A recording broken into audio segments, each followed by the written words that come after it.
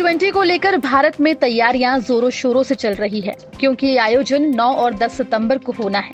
तब दिल्ली में G20 समूह के राष्ट्र अध्यक्षों या शासकों का जमावड़ा होगा। ये G20 के अध्यक्ष के तौर पर भारत की पारी का समापन समारोह भी होगा और यही मौका होगा जब भारत इस अध्यक्षता के जरिए दुनिया को क्या संदेश देना चाहता है वो सामने आएगा।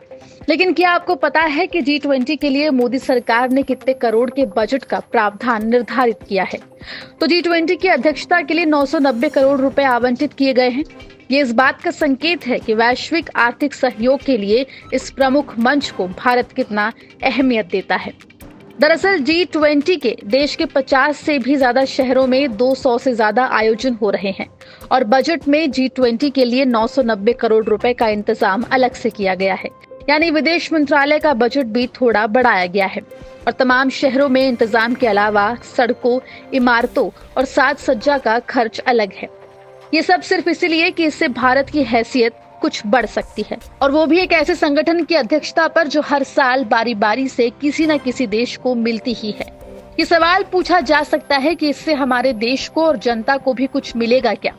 इस सवाल का सीधा जवाब मुश्किल है, लेकिन दो तरह से देखा जा सकता है।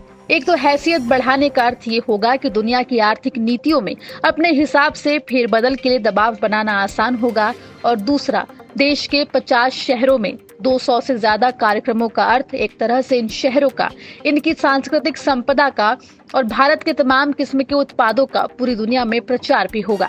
ये वैसे ही है जैसे स्विट्जरलैंड या नीदरलैंड में भारतीय फिल्मों की शूटिंग से इन देशों के पर्यटन उद्योग को लंबे समय तक फायदा होता रहा।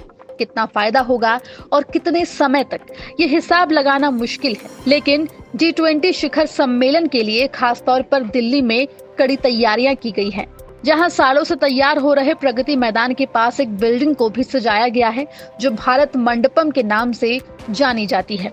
भारत मंडपम को एक मंडप की तरह सुंदर बनाया गया है, जिसमें एक भी कमी नहीं छोड़ी गई है। इस बार का G20 शिखर सम्मेलन यहीं पर होने वाला है। खैर, हमने आपको बताया कि G20 के बजट में कितना खर्चा आ रहा है और भारत को इस मंच से क्या फायदा होगा। अब आपका क्या कहना है G20 को लेकर? कमेंट करके जरूर बताएं। ब्यूरो रिपोर्ट, भारत तक।